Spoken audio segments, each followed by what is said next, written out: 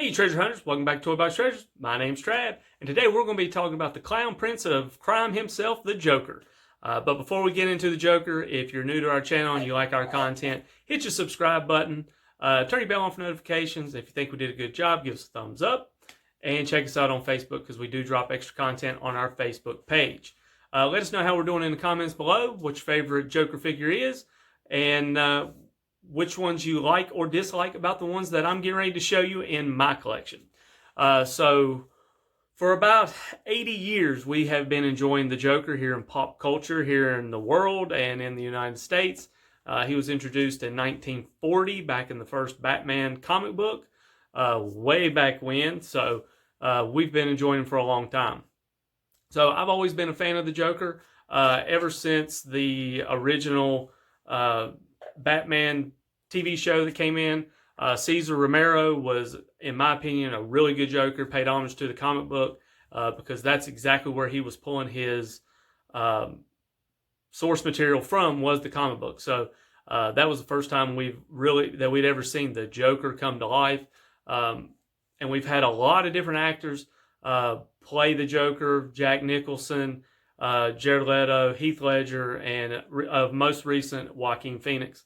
We've had a lot of voiceover work done by the Joker by various voiceover actors and people, and one of the, in my opinion, one of the best that ever did it in voiceover for animated series was Mark Hamill.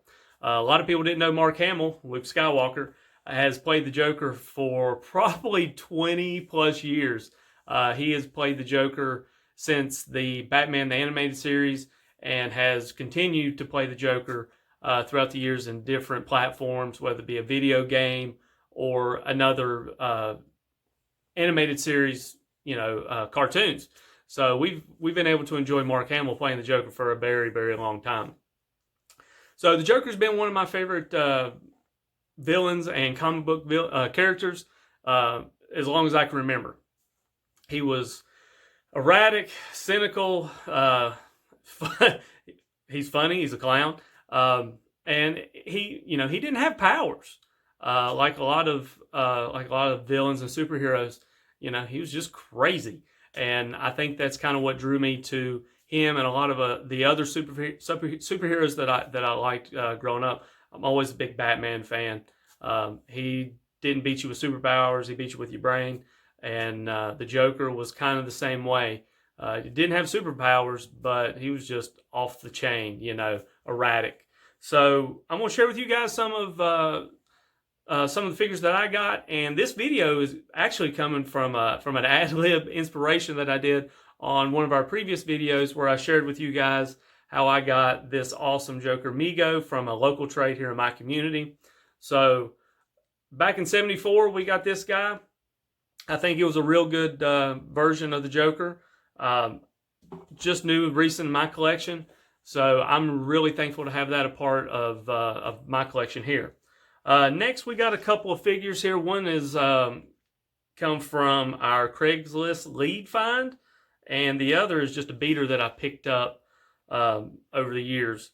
So this is the Joker figure that we got in the 1989 Michael Keaton Batman movie. So this was kind of the figure that we got for Jack Nicholson. Let me put his hat on right.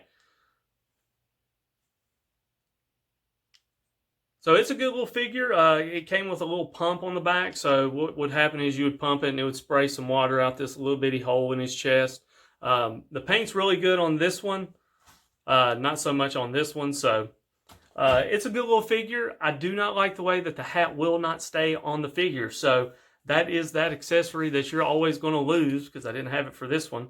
But I did get it with this one. So I don't have any of his other accessories, but I do have his hat. So that's a big plus for me.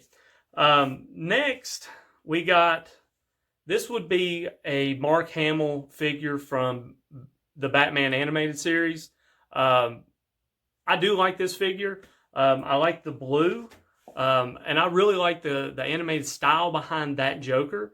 I just recently, off a whim, picked up this guy, which is the carded version of this figure. So it's a Joker pogo stick Joker. So it's a real cool figure. The card on it's really nice.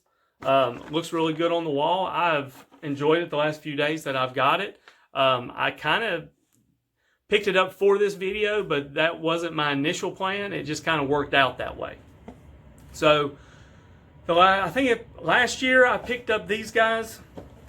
These are from Kenner. They're kind of cartoonish. You know, they did a lot of different variants and different cool stuff. It was very, very 90s to put all this kind of crazy, like this one's a pirate. It was that old kind of Ninja Turtle style where you put anything on the character and see if it'll sell, and that's what those are. And they kind of look good on the wall, you know. I think I paid $5-10 for them. Paid $9 for this, so this is a good little figure. One of the first figures that I had when I started recollecting all my toys and stuff in my adult life was this one. This is from 03. I picked this guy up at a yard sale. It is a really, really cool figure. I like the stance of him, and I like the look. I'm more of a classic kind of guy. What Heath Ledger did was new, and it was eccentric, and it kind of shocked everybody. And I kind of jumped on the bandwagon for it. But since then, I've kind of been drawn back to what I originally liked, and that's more of that classic version of the Joker. I think it was great for the time, and I think he did a great job. Brought some new dynamics to the character. But I'm more of that Jack Nicholson type Joker fan. You know, I like the more clownish, cartoony kind of look that Cesar Romero had, Jack Nicholson had. Jared Leto, I think was underrated as a Joker, just for the simple fact that his hair was, in my opinion, was really, really good in that. And I like the dynamic of the platinum gold teeth and the tattoos. I thought it was really good for the time. It was very modern. I wish we would have got more of that Joker in the Suicide Squad. I was a little disappointed that we didn't get all that, but you know, there was a lot of negativity surrounding that Joker. I did like it. I think he played it as good as he could for what they were trying to do for that movie. One of my favorite Batman animated series that they've done, of course, is the animated series, the first one that they did.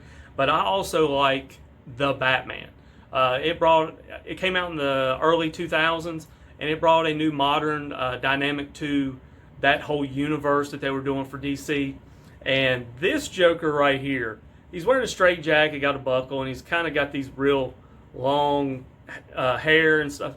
This is a good figure, and I really, really like the way that this figure was played in that animated series. He was really, really just crazy, and I think it brought a real good dynamic to it. Really changed the look of the character.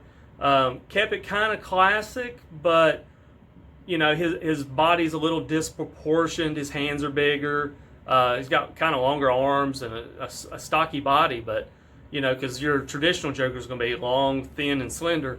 But this one here, I mean, his elongated face, and I really like this figure. I thought it was done really well, and they kind of went outside the box in The Batman and changed a lot of those characters quite a bit, and I think they did a good job with that Joker.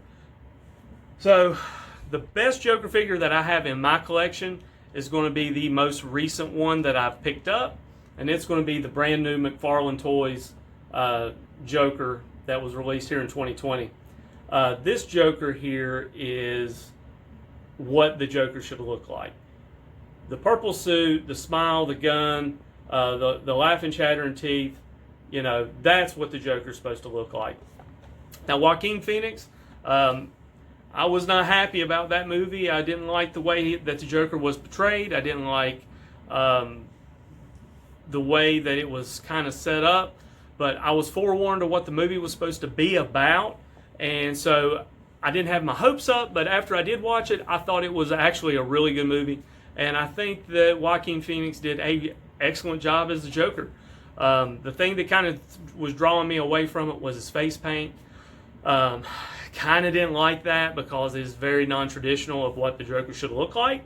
But after seeing the movie and listening to his laugh and the way he was in the movie, I thought it was a great job. Really stepping out of the box a little bit, especially with the face paint. And I do think that he kind of I think he really paid homage to the character, and did a really good job. But for me, as a classic guy, that's the Joker. This is what the Joker's supposed to look like. So, like I said, we got many different variants of the Joker. Cesar Romano, Jack Nicholson, Jared Leto, Joaquin Phoenix, and of course Heath Ledger.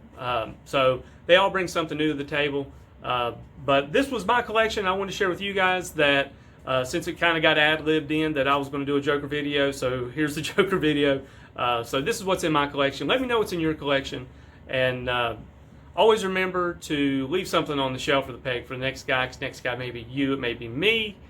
Keep digging in boxes because you never know what you're going to find in a box, because that's exactly where these guys come from.